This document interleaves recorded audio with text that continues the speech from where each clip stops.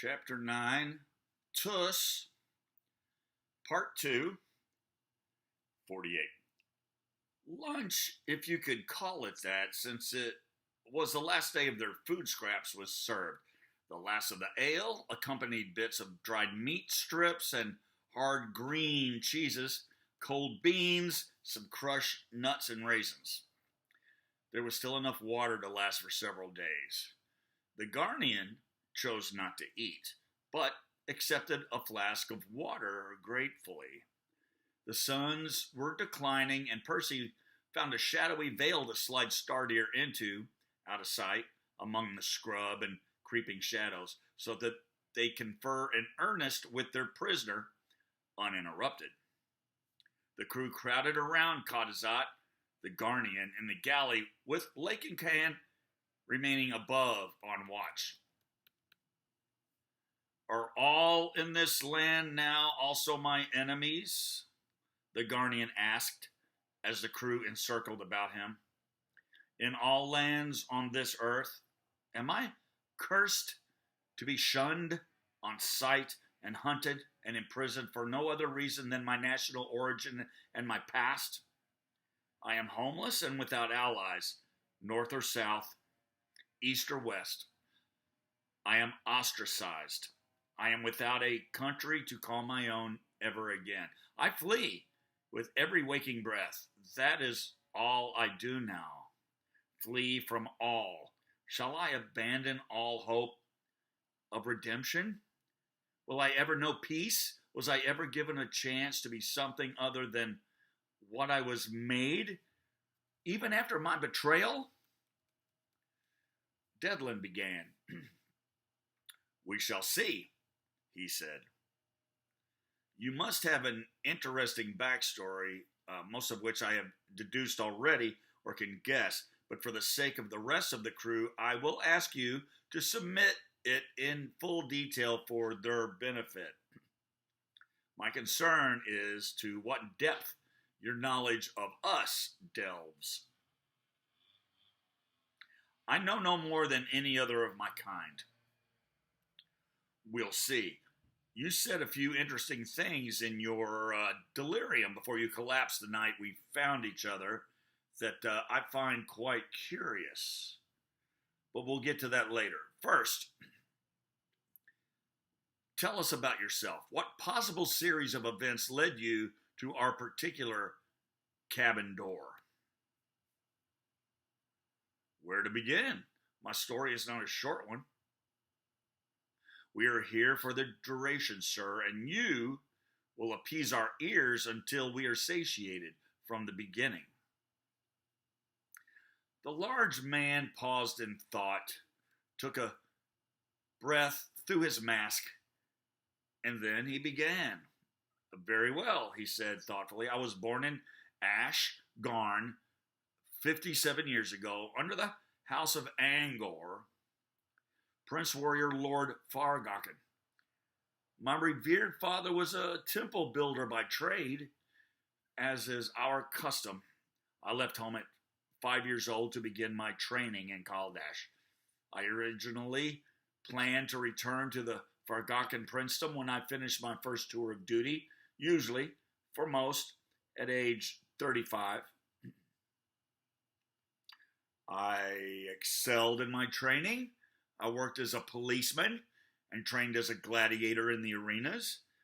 I had my 100th kill by the age of 18, a new arena record which gave me cult celebrity status in Kaldash.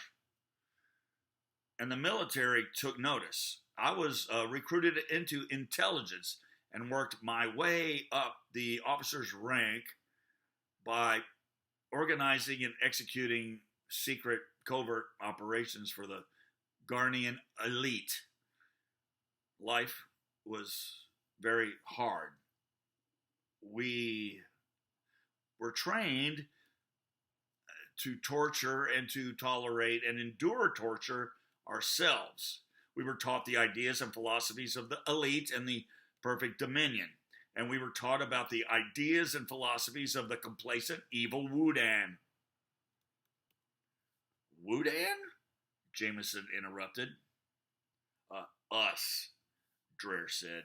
You, Katazat said, nodding to all there. You are all Wudan.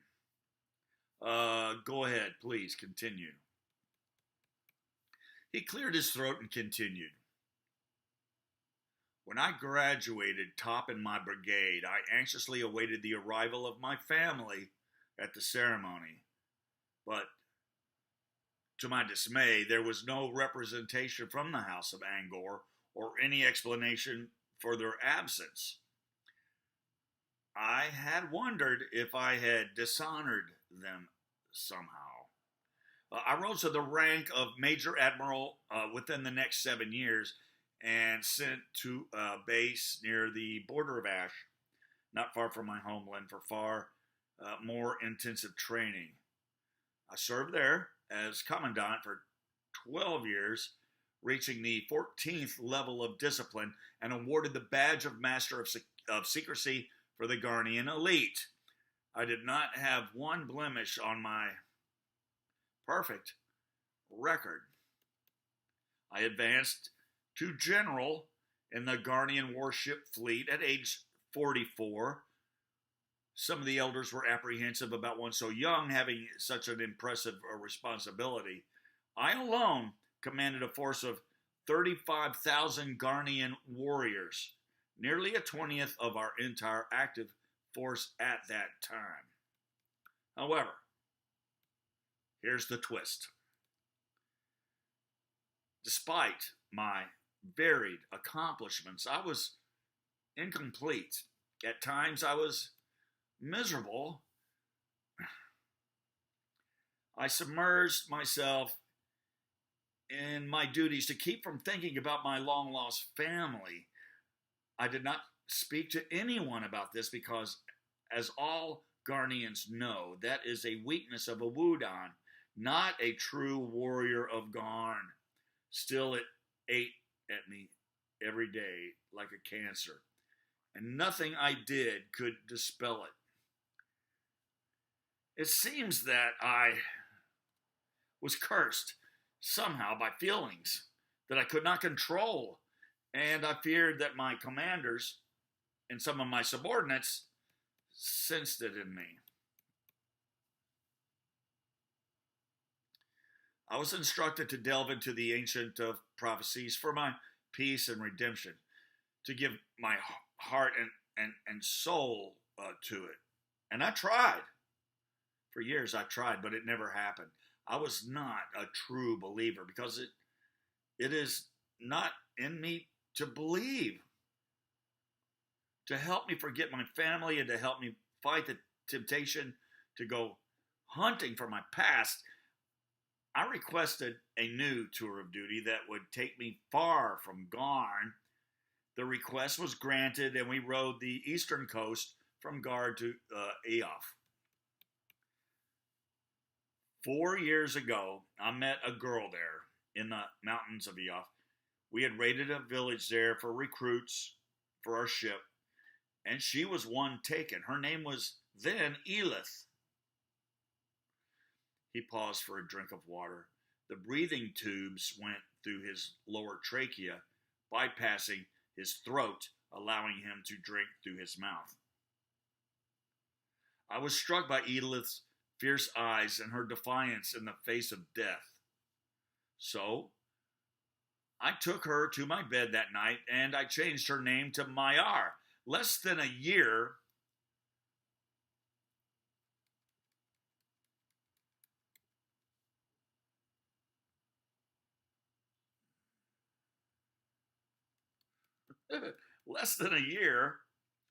later, my son, Ilar, was born to me.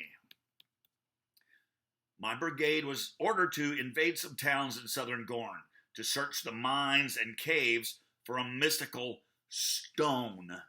And I would not allow my wife and son to follow because there was a strong resistance there from renegade Skyro pirates, and we were committed to a suicide task. I sent them both back to Garn, escorted by 7 of my most trusted soldiers.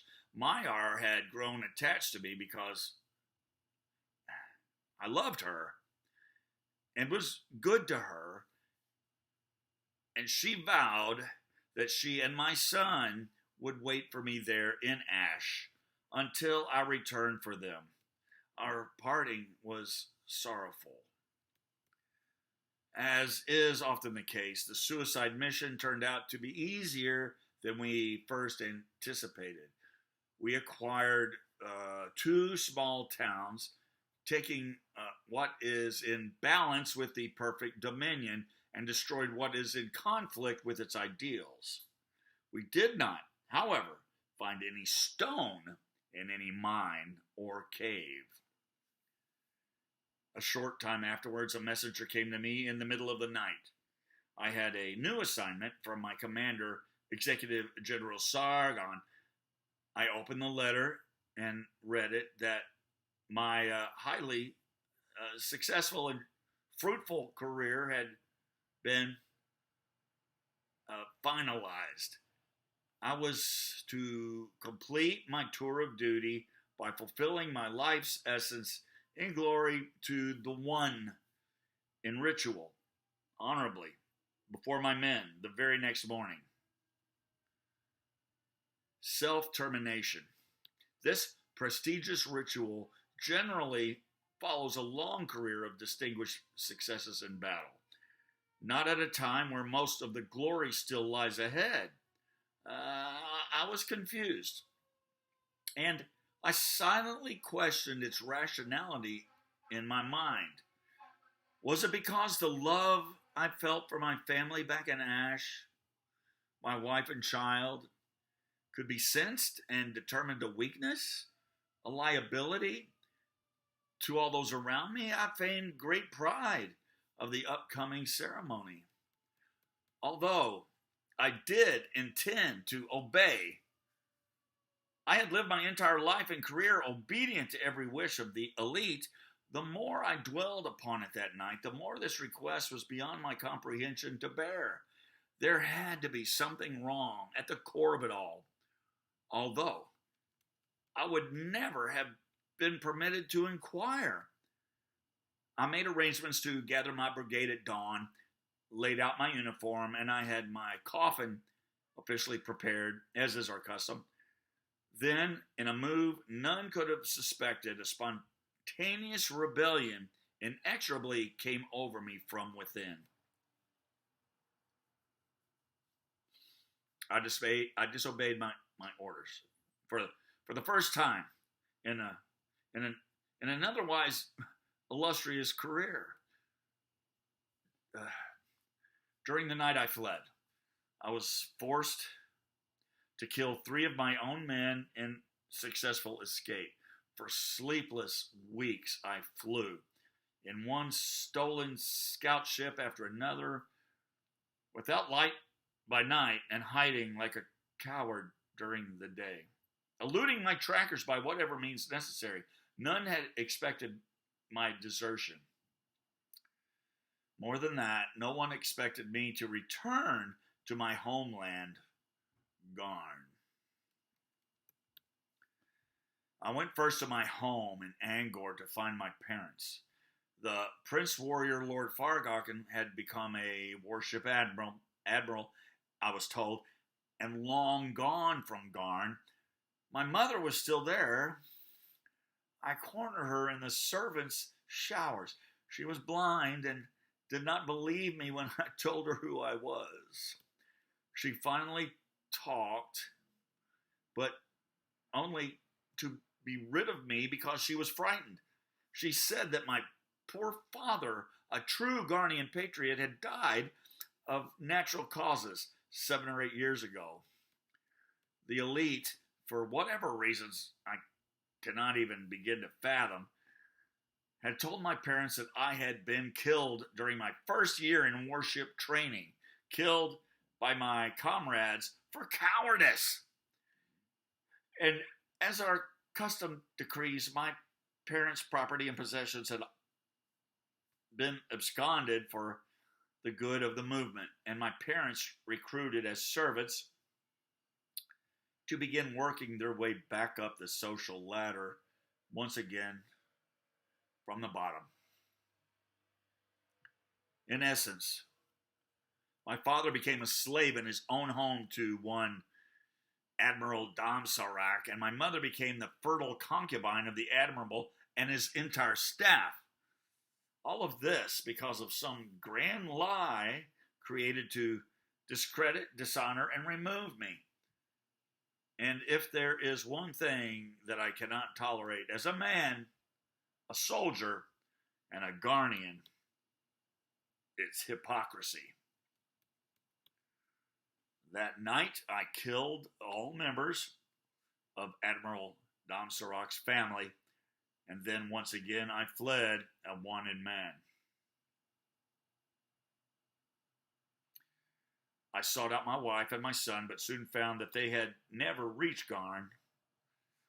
I have been searching for them and running as a traitor with a formidable bounty on my head for the last 2 years.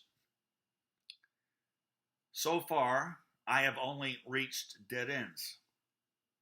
I fear that both my wife and my son are now dead, and I am out of leads to follow. I spend all my waking hours on the run, my sleeping hours hidden.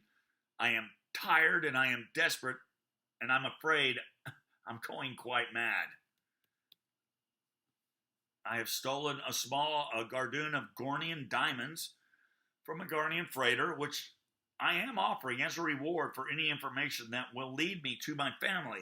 I will not rest until I find my wife and son, or confirm their deaths, because I gave them my word. Unless, that is, I am killed first, which seems more likely with every passing moment. If I find any of the 7 that I sent as escorts, and I know them all by name and description, I will question them one by one and then kill them all, for they have failed me. Yet, they, too, have vanished into thin air. If I do find my family, we will flee this continent and go far, far away from all this subversion and scheming and war. I will build them a home and provide for their needs somewhere else in peace. If I find that they are dead, then, having nothing left to live for, I will do as my last orders said and honor my country by taking my own life.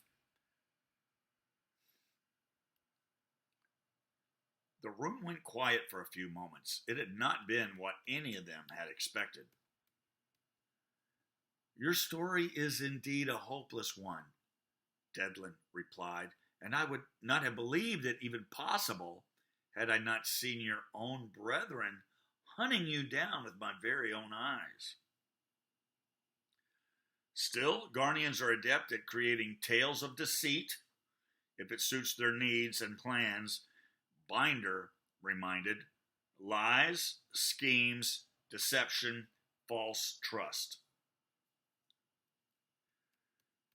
Then you do not know the Gharnian elite, Commander Binder. Gharnians, true patriot Gharnians, never lie.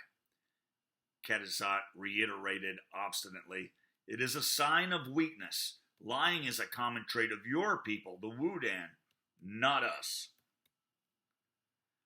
You may have believed that once, Dedlin replied, but no more. You were betrayed by your own people. They have lied to you and about you. You are a fugitive because of a Gharnian lie against you. Yes, he admitted, there was a conspiracy of lies set against me.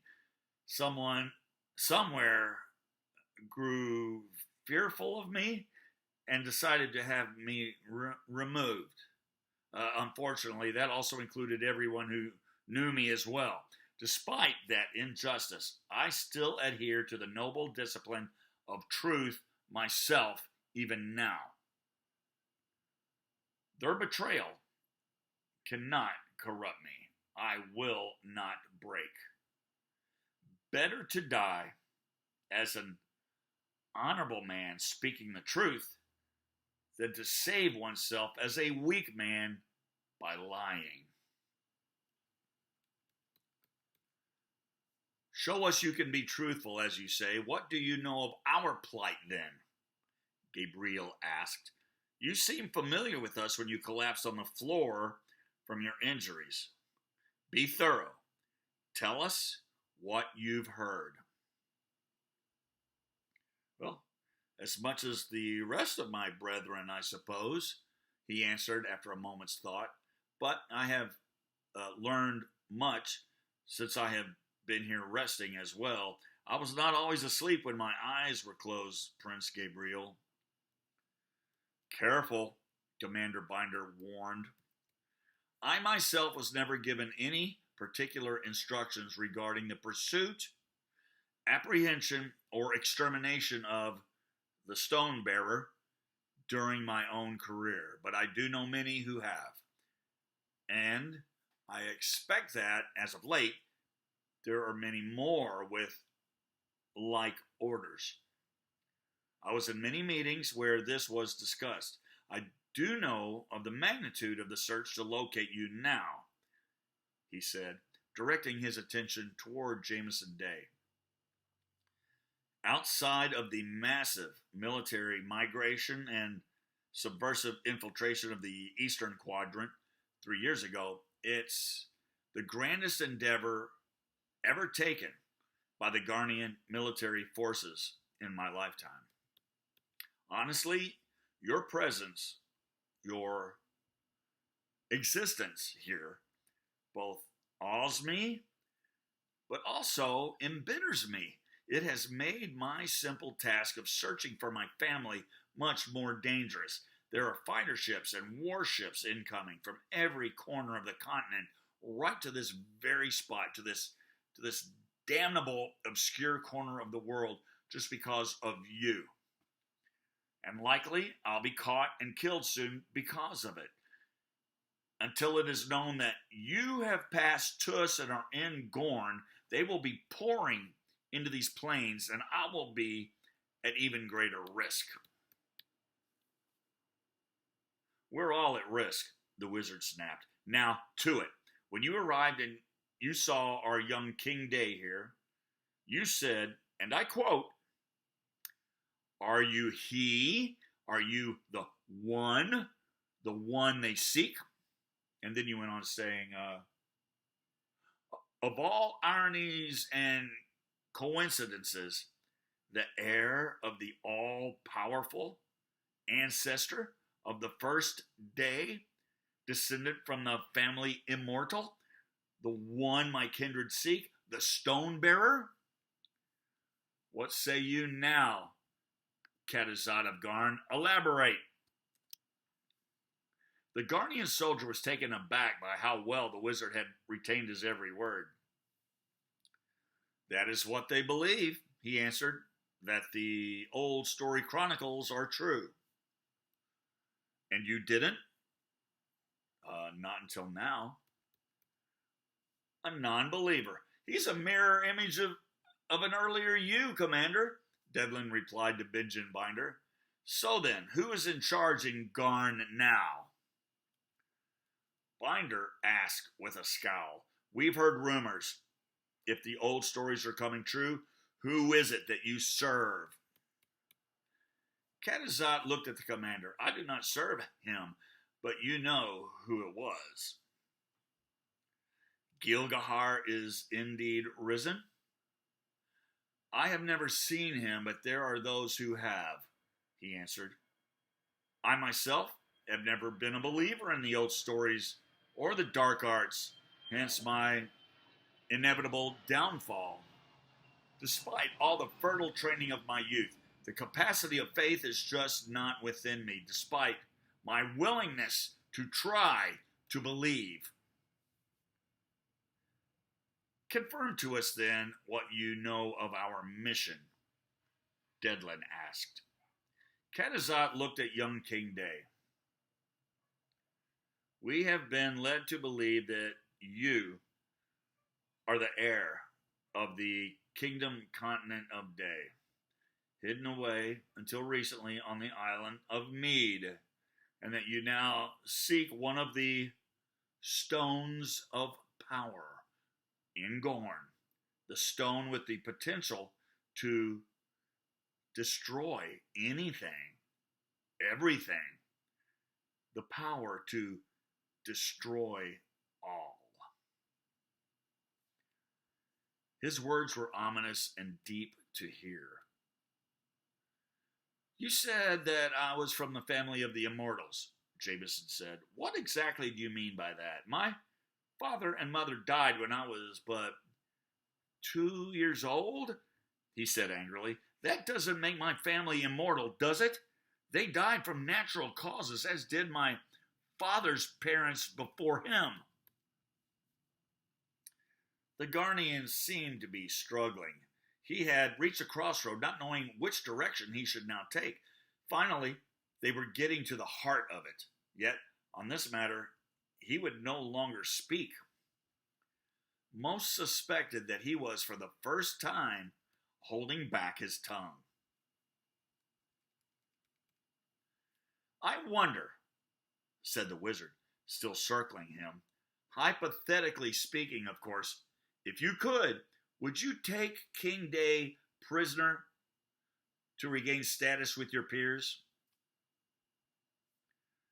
That thought has crossed my mind as a possibility a few times, although I imagined I would have to kill the lot of you first.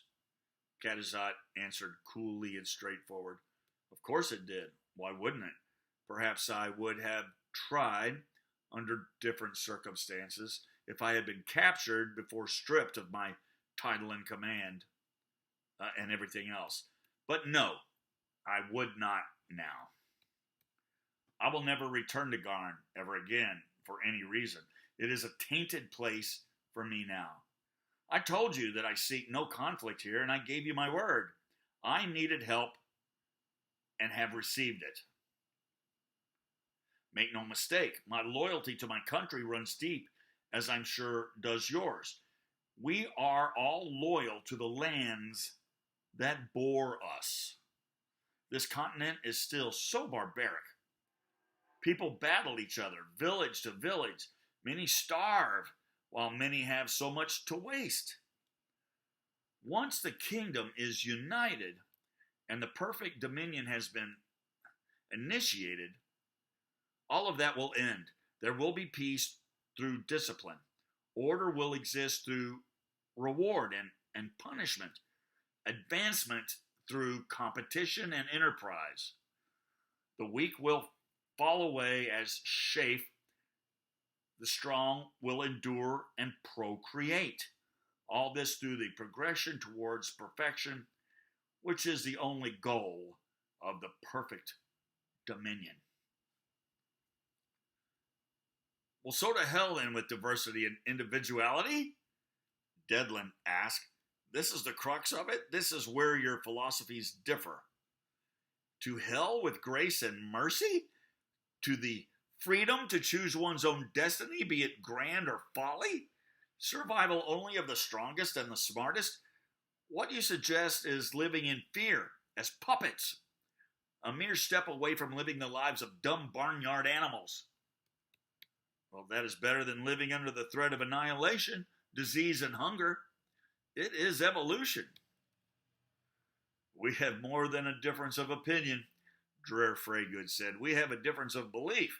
I choose to do whatever I want, despite what I am told to do. Often, this gets me into trouble, but at least I'm a free man living in a free world. You mean living lawlessly, recklessly, selfishly, and foolishly, Cadizot replied, and without discipline or order, fragile as a butterfly, living with temptation, vices, depravity, and sin. That's freedom, equality for all life, Dreher replied in turn, living in excess, or everything in moderation. Choices of freedom.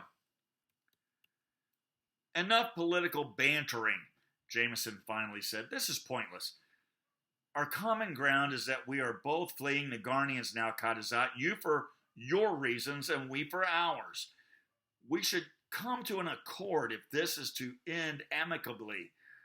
If you are released and we are caught, I will not turn you into them, and I would expect the same courtesy from you, not because we snatched you from the jaws of death and nursed you back to health, which we did, but because it's the right thing to do. You won't find us to be hypocrites or liars here either. We are true to our words. You speak for all here? I do. Kadazat nodded to Jameson. Then I agree to your proposal should you release me. It will be as if we never met on these plains. I won't lie, I will not answer.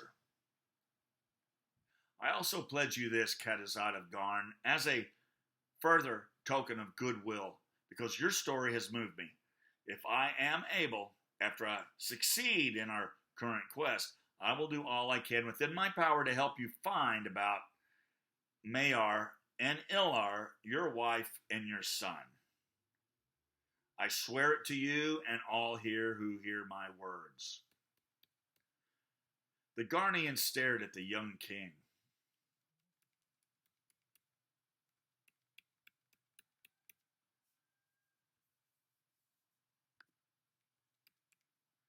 Perhaps they are in hiding someplace safe, where you are not allowed and can have no eyes there. Perhaps they are imprisoned by our allies, Jameson said. We have access to many places that you do not.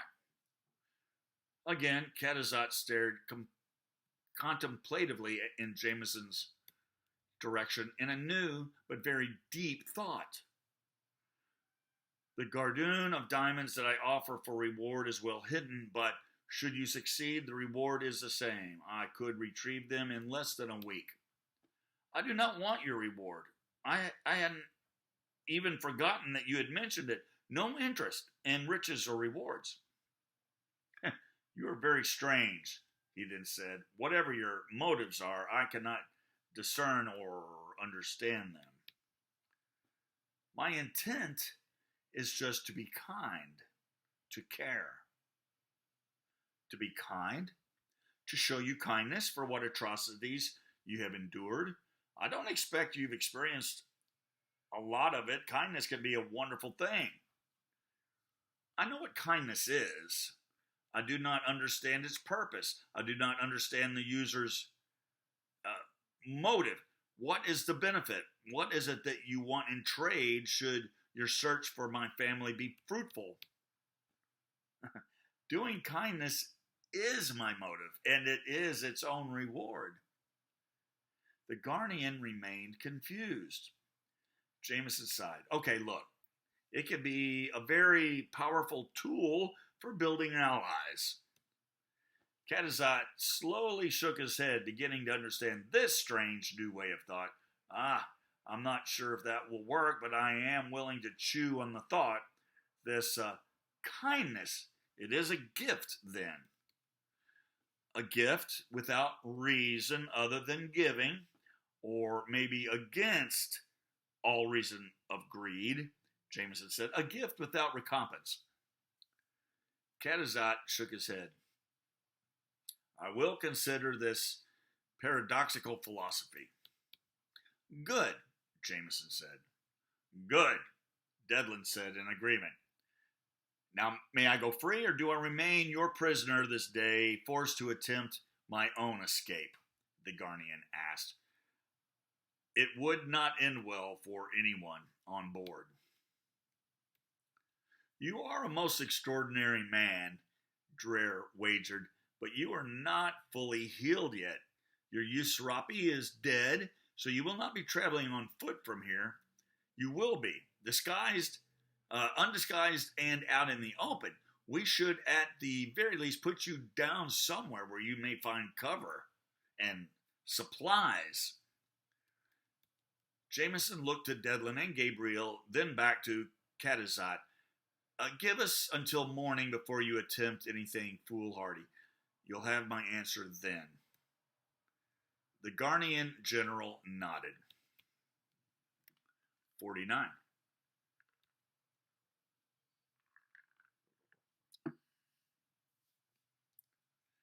The debate concerning Cadizat's fate dwindled long into the night.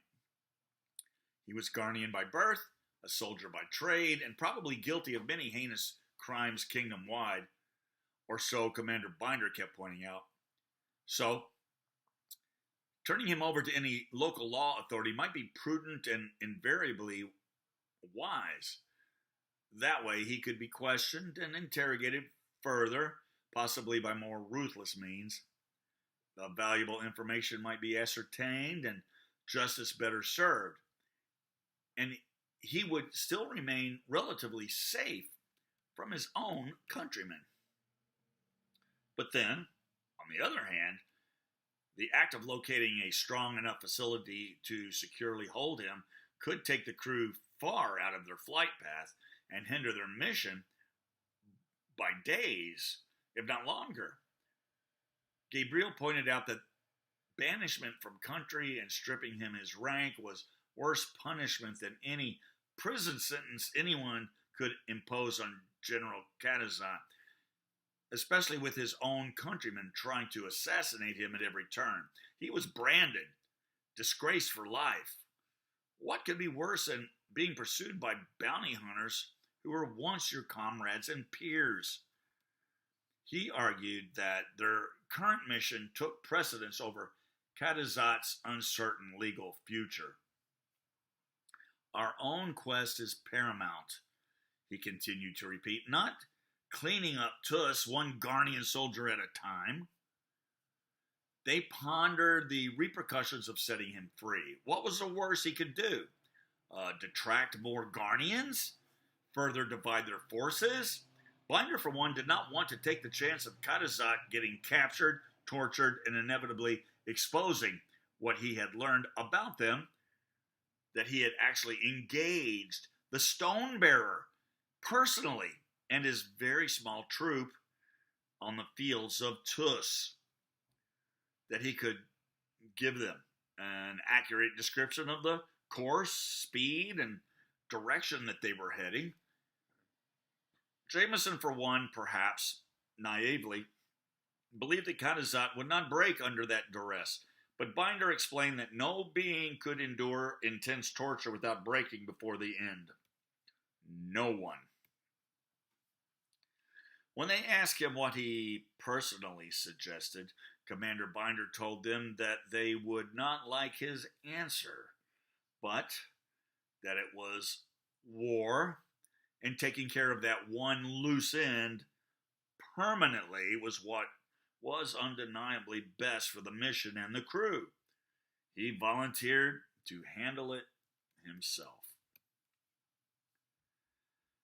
No, we did not nurse him back to health only to execute him once he's recovered, Jameson reprimanded. I will not relinquish my morality and decency of our civilized ideals. That would make us no better than the Gogmores of Bandoon. They went to bed that night without having made any unanimous decision, but all agreed that they would submit to whatever King Day came to by morning. Morning did come, and even before breakfast, they brought their prisoner up onto the deck for his sentencing, bound in plasteel chains and leggings. It was a tense, solemn gathering. Cadizat stood before them, silently facing King Day and Deadland Dane without a flinch or a sign of fear or emotion.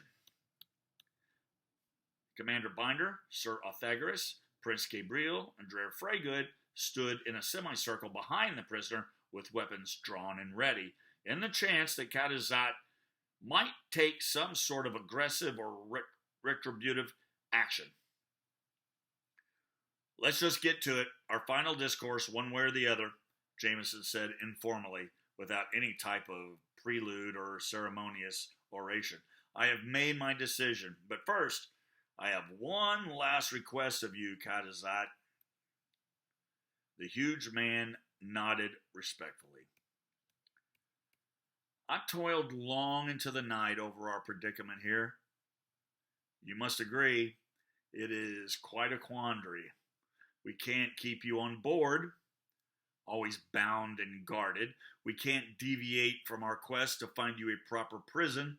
So, to execute you or to set you free are only two remaining options.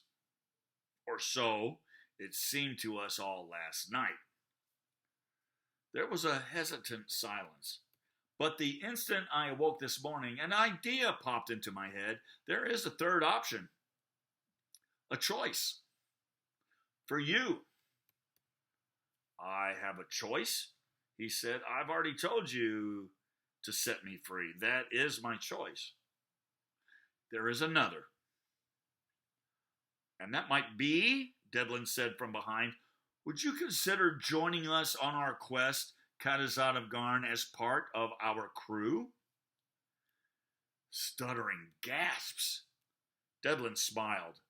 This young king never ceases to amaze me, he replied quietly to Dreher Freygood. The rest of the crew, Commander Benjamin Binder in particular, did not share in this novel revelation. Jameson went on. Well, it makes perfect sense if you think about it. The premise is blatantly simple. You're already at war with your own people, and so it would be safer for you to travel with us than to travel alone in the wildlands. We could help protect one another, he said. There is no doubt that you could be invaluable to us. And if you'll aid us in our quest, then we can better aid you on yours and help you find your wife and child. Can you see the wisdom in this? Intriguing. There could be mutual benefits to this union, he said after a second, and some wisdom. And so, alas, I cannot accept your offer. Why not? Because I do not belong here. I could not successfully assimilate very well. I do not fit in with your tiny, hopeless band of lost and desperate militiamen at a base level. I am a lifelong hardened soldier at the core. Conform to the great military body of Garn. With all my heart, I still believe in the pursuit of the perfect dominion. I still believe in the domination, control, care, and education of those who cannot fend for themselves or advance on their own. Wudan domination. Those beliefs are marrow deep. I know I cannot change. Will not change.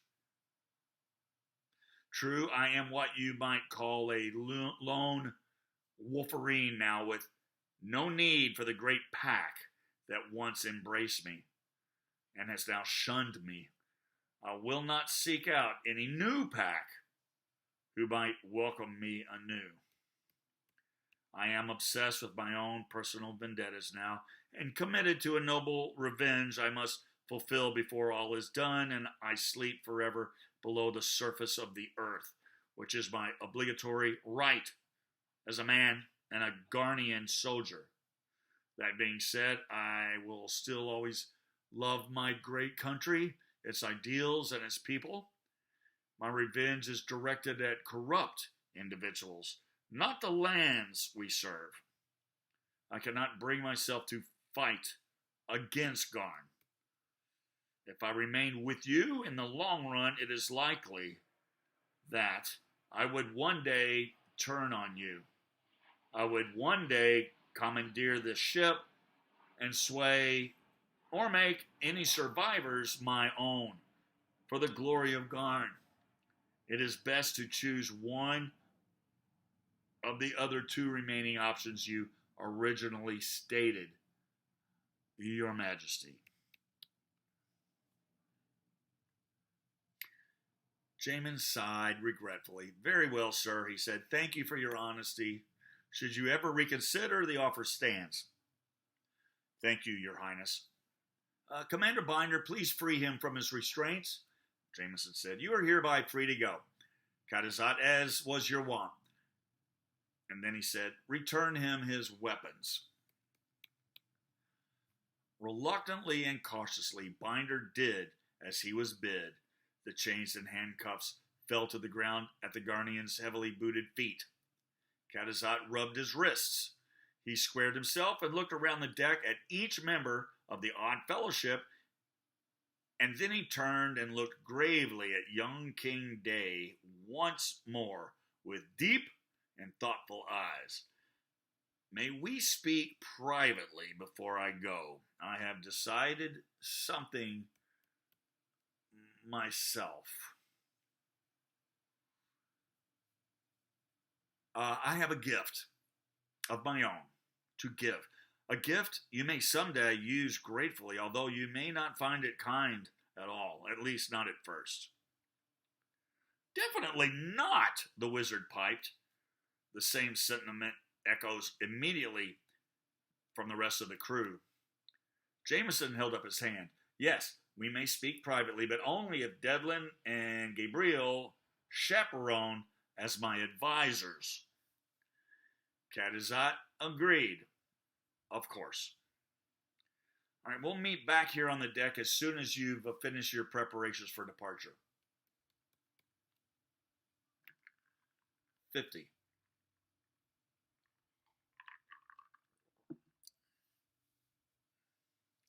Are you sure this is a good idea? Gabriel asked a few minutes later as he escorted Jameson up on deck. The entire crew was coming topside. Half went to the bow, the other half to the stern, so that Jameson, Devlin, and Gabriel could meet quietly and privately with Cadizat in the middle, on the landing near the helm console. Cadizat was dressed in his full ragged regalia once again, armed to the teeth and ready to depart. He walked up the galley stairs with a forceful swagger, yet his every movement was as nimble and precise as a butterfly ballet.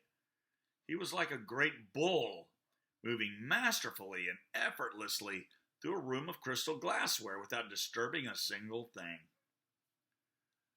Unexpectedly, before a word was passed between them, the great general went to his knees at the feet of King Day, bowed his head, and raised his palms supine before him in submission and respect. I, too, have made an extraordinary decision, Your Highness, he said. I make an offering to you of great value. I believe you will find this gift will more than repay my indebtedness in full, although it will hurt your heart to hear it.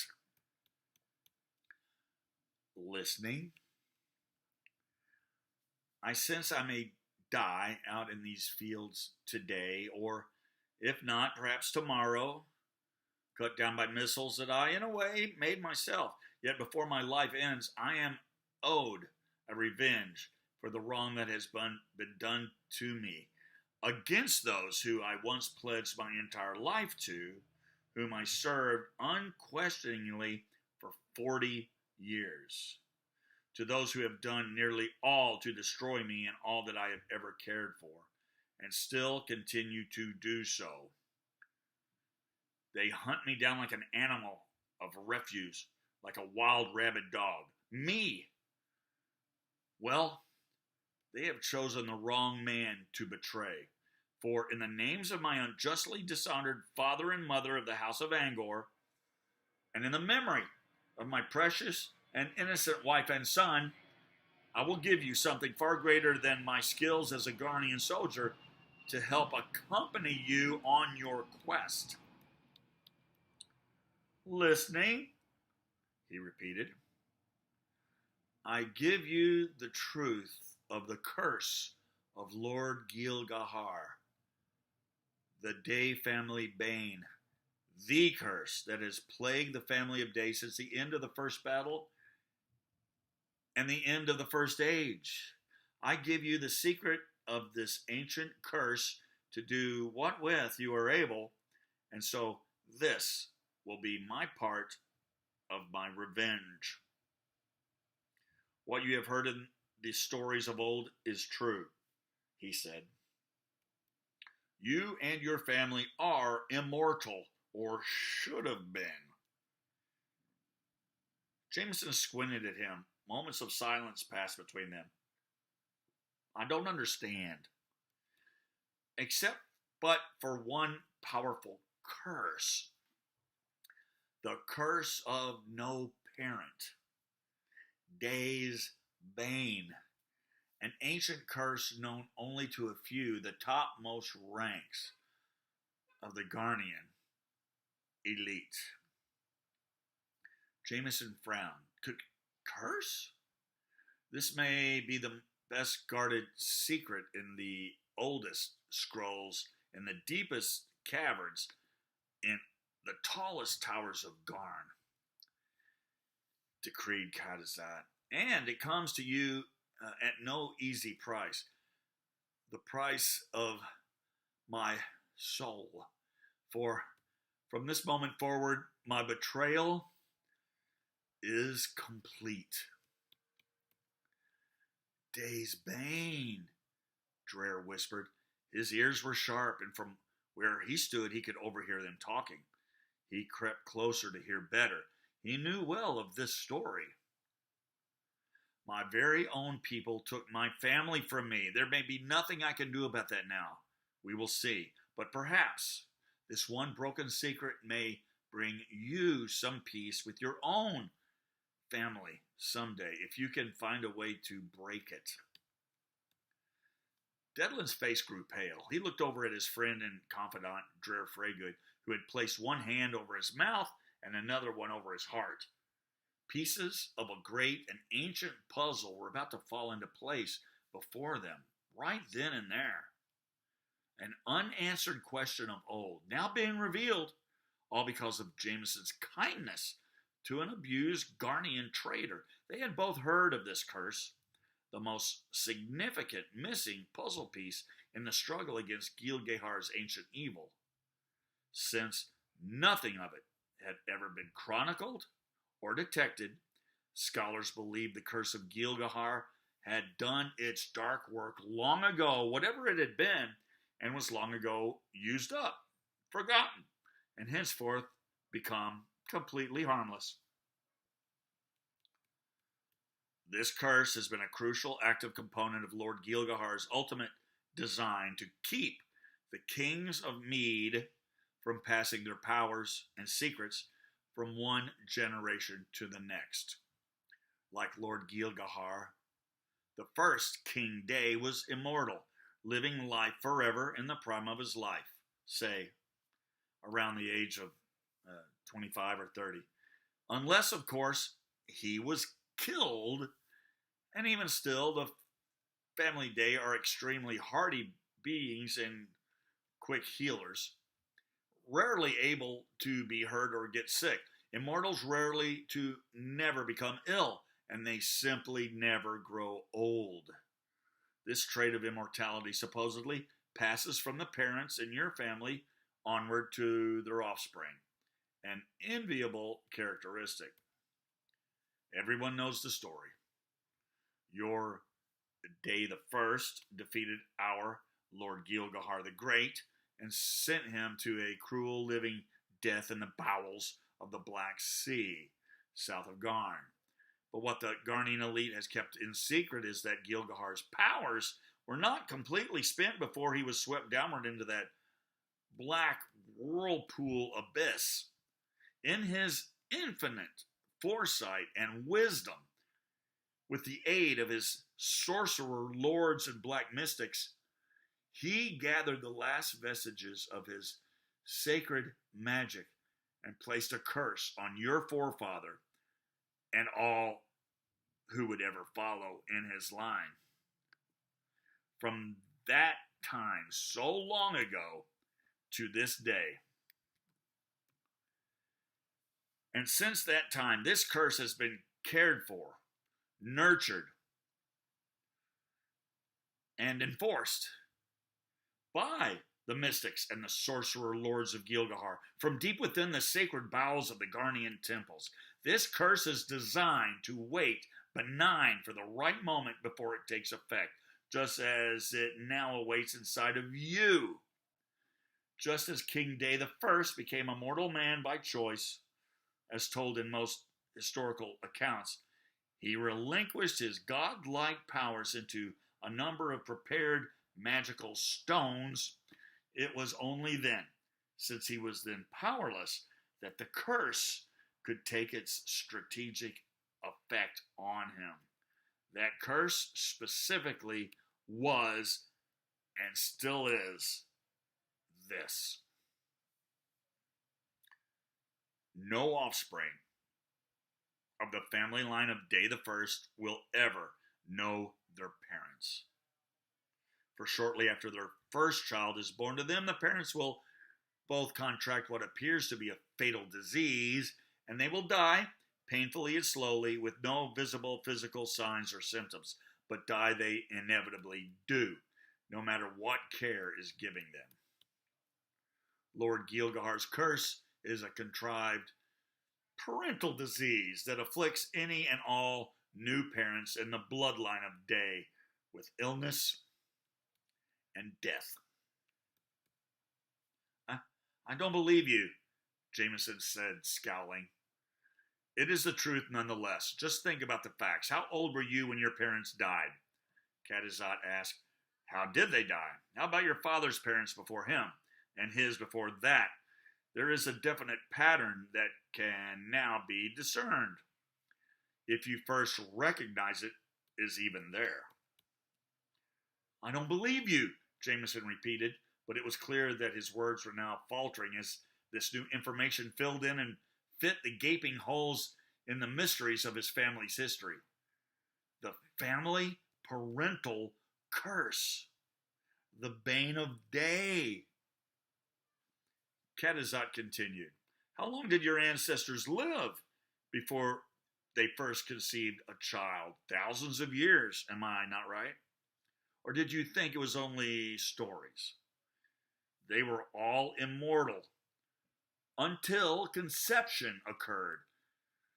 Sperm meets egg, donators infected. Gabriel focused his thoughts. So you're saying that Jameson here will live forever in his prime unless he decides to procreate and have a child? Cadizot nodded. That is exactly right. Or unless he is killed. No one can live without a head or a heart, and so on, but not by age or illness. Maybe all my ancestors did die the same way, Jameson acknowledged, pensively staring into space. Everyone always said that they thought it was just some strange island disease and sad, but it is true. It has to be true. The children were always so young each generation when the parents passed away. It was not just some coincidence. It's so horrible. This is part of the foundation of what it is to become his triumphant return. Lord Gilgahar's curse is a genealogical infection mixed with dark magic. One generation to the next, in your family alone. It was said that my father was over 300 years old when he died, but looked as though he were in the prime of his years, Jameson said to Devlin, looking to him for some insight or reassurance. My grandfather was older than that, and his father even older. Isn't that right? The wizard looked grim, knowing much about this curse already, as much as he could still be known.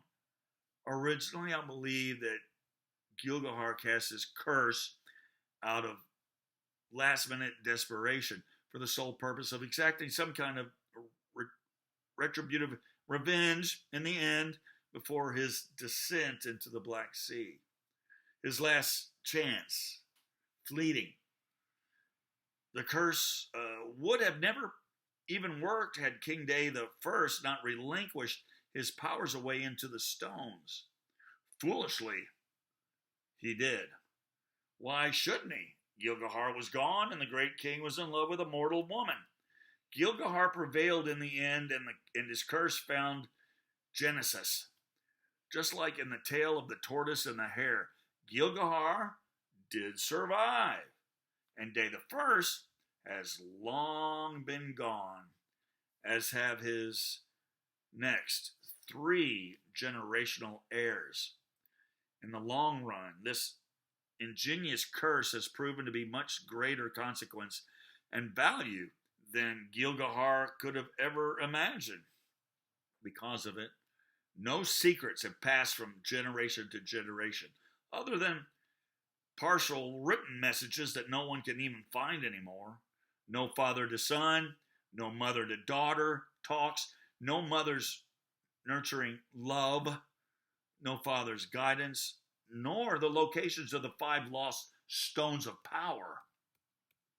After a few generations, the strength of the original family has dramatically diminished, allowing Lord Gilgahar, assumed and trapped for eternity, to take that opportunity to slowly rise and grow again, unhindered by his enemies of old, reawakening and perfecting his original plans.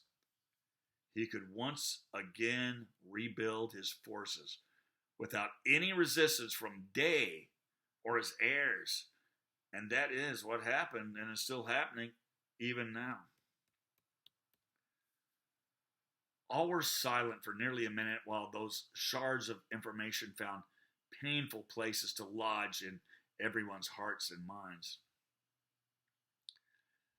Your gift has done little to encourage, Gabriel said, looking pale. I would that it could be unsaid. Gilgahar is indeed clever and devious, Jameson mumbled, as if the wind had been knocked out of him. I feel more defeated than ever. Then we'll hear no more of it, Binder cried, pointing his weapon at the Gharnian soldier. Pythagoras raised his as well.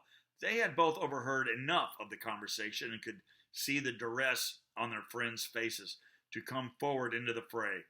Story time is over. Cadizat was unfazed by the show of aggression.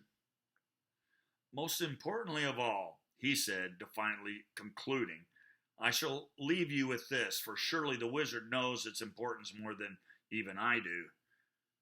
Because of Gilgahar's great curse, unless by the birth of quintuplets, the prophesied 5 can never come. After the first child is born, the parents would soon thereafter die. Always only one child at a time, aging alone, parentless, and ne'er a brother or sister to be born. Any mere army can deal with just one stone bearer. Even if you succeed on this quest, what are the chances of finding the other 4 stones now? The world is closing in upon you. Enough, Commander Binder ordered, even angrier. I'm warning you. Cadizat complied. He looked at Commander Binder from the corner of his eye, undaunted. The truth sometimes hurts, he said, almost as a dare. Devlin was mumbling to himself, the wheels in his mind churning, his mouth reflecting the rapid succession of sequences flashing through his mind. The 5. That's part of this? That would explain the searches in Eof. Each generation. But they must have figured it out somehow. But wait, how could the... Oh, yes. That makes sense then. The 5 powers. But then. She can't die anyway, so there has to be more to it than that. All hidden? But how? A guardian? A protector? That makes some bit of sense. 5? Could there already be 4 more? Impossible. I would have heard something. Gabriel, like the rest of the crew, was utterly confused. Who or what are the five? The 5 stones of power? No, the Gharnian answered. 5 stone bearers. But there is only one, Dreher said the wizard. Or do you think it's possible? I don't know. So this curse worked then, Jameson cried. That's what you're saying. Gil-Galad has returned and his curse has worked for another generation. Cadizat nodded. The final generation, if the stones are destroyed. Why couldn't this fate have come to my father instead of me to search for this? You cannot win, Cadizat said resolutely. You are too late. He has already won, but at least you now know how it was accomplished. One more pessimistic remark and my blaster will go off accidentally, Binder told the Gharnian. Devlin shook his head. There's so much more I need to find out. I don't know. I have to read, and blast! All my tomes and scrolls are at home. One thing he was sure of, the great sorcerer Osiah Abix had all the answers to this riddle. It might be he who stumped this familial curse and who has remained silent for the purpose of their safety. Dreher and Devlin walked away together, talking in hushed whispers. We won't hear from them for the rest of the night, Percy remarked. Jameson was more perplexed now than ever, but remained steady before the Gharnian general. You have borne us with great knowledge and mystery, which will offer us food for thought for a long time to come, Cadizat, and truly I am troubled to my core. You have sacrificed much to do so, I believe, and I thank you as well as curse your name for this new information, he said. And although I'm bereaved, I now consider our contract to one another fulfilled. I will hold on to our bargain and help you search for your missing family as soon as I am able. We are even, Your Highness, he said. You will undoubtedly have more important things to do than search for my family if you reach the first stone. We will see, Jameson replied. After meeting you, I have a different viewpoint of your kind than I once did. I am still indebted for that one revelation alone. Therefore, I ask you once more before you depart, will you not accept my offer? Come with us. Join our crew. Again, I must decline. I have done all for you that I am able. I am impassioned to follow my own life's journey, even to its doom if fate decrees. My presence here endangers you all in ways you could not foresee. I must away, and soon. It is best, from this point on, to agree to deny that our paths ever crossed. A secret bond. 51.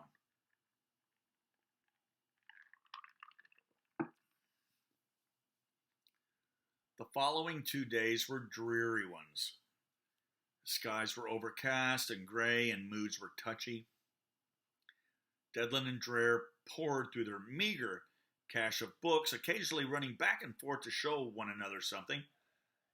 Jameson was brooding and distant, always mumbling about the curse or the parents he had never really known. He began talking incessantly to anyone who would listen, how he had always longed to know his mother and father, to touch them and be held by them as a child, and to speak to them now, adult to adult, to ask him about all these awful responsibilities he had been left with, that they had so selfishly passed on to him to bear. Sure, he had been raised by loving counselors, but there was never that loving touch that only a parent could give. He found himself increasingly hating his dead parents for deserting him and passing on to him this unbearable responsibility. It just wasn't fair. Binder and Pythagoras both argued that they should never have let Catazat go free the way that they had, but after stating their case to everyone plainly, they never mentioned it again. However, on the other hand, Commander Benjamin Binder was very humbled by the recent events and now found himself to be a new, true believer in the old stories, the stone bearer, the curse of Gilgahar, and everything else that he had previously scoffed at, especially the judgmental ineptitude of his aged mentor, Dedlin Dane. He could not apologize enough for his doubting behavior and ignorance back in Tungulin. But he tried to the point of irritating redundancy. Ott found a new perch on top of the helm cabin from where he could lay on his belly in the sun and survey the distant horizons without obstructions. Thus far, travel had been good, for all he saw was the waving grasses of the great fields of TUUS vanishing off into all distances like a speckled sea of yellow-green waves. Stardeer had been damaged irreparably by the storm, but she was still aloft and sailing along at 3/4 speed. Percy was well again, once again at the guide stick, instructing Castle Ranger Clan Methylard on the finer points of skycraft navigation. He even let him hold the acceleration bar for minutes at a time. The evening was waning, but they were warm and dry, so traveling was comfortable, if not sometimes even pleasant. They began bedding down wherever there was room, a few of them on the upper deck beneath the stars. The darkening western sky was lit up like a stage above a city made of fiery orange candles. "I hope that Catazat fellow's okay," Caen said to Percy before he retired for the evening. "Even if he is an Gharnian general, I felt sorry for him. He's a lot like us, if you think about it, even though he's a lot bigger, partly metal, and he's killed a lot of people." 52.